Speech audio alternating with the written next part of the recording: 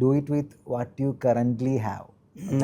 Yes sir പറഞ്ഞിട്ടുള്ളതാണ്. And sir നമ്മൾ ആ ഒരു മെത്തേഡ് ഫോളോ ചെയ്യുമ്പോൾ നമ്മൾ ക്രിയേറ്റീവ്ലി കോംപ്രമൈസ്ഡ് ആവേണ്ടി വരില്ലേ? ആൻഡ് അങ്ങനത്തെ സിറ്റുവേഷൻസ് ഉണ്ടായിട്ടുണ്ടായിരിക്കാം. അപ്പോൾ how do you deal with that? അല്ല, എനിക്ക് നിറയെ ബഡ്ജറ്റ് ഇപ്പോൾ സീരീസിൽ എനിക്ക് ആവശ്യത്തിന് ബഡ്ജറ്റ് കിട്ടി. മസ്തിഷ്ക മരണത്തിൽ എനിക്ക് very close to the budget that we had in mind കിട്ടി. ബട്ട് സ്റ്റിൽ മസ്തിഷ്ക മരണത്തിൻ്റെ പ്രോപ്പർ ബഡ്ജറ്റ് എന്ന് പറയുന്നത് ഇതിൻ്റെ 3 times ആണ്. പക്ഷേ നമ്മളൊരു വയബിലിറ്റി ഫാക്ടർ എപ്പോഴും ആലോചിക്കണം. കാരണം this is also a business. അപ്പോൾ when you invest more money then you can actually get back. It is not great. അപ്പോൾ ഇത് ഒരു പൈസയും കൂടെ ചേർന്ന് വരുന്ന ഒരു ആർട്ടായതുകൊണ്ട്.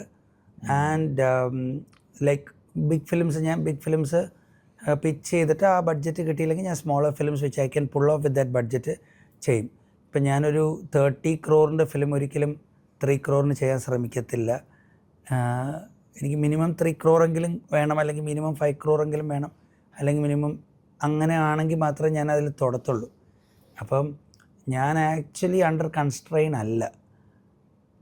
You are set for that budget. അതെ. അപ്പോൾ ആ പ്രോജക്റ്റിൻ്റെ വയബിലിറ്റി ഒക്കെ നോക്കുമ്പോൾ ഇതിന് ഈ ബഡ്ജറ്റിൽ ചെയ്യാൻ പറ്റും.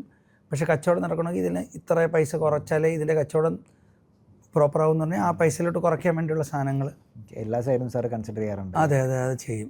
സീരീസിലൊന്നും എനിക്ക് ചെയ്യേണ്ടി വന്നിട്ടില്ല. മസ്തിഷ്ക മരണത്തിൽ ഒരുപാട് ഭാഗത്ത് ചെയ്യേണ്ടി വന്നിട്ടില്ല.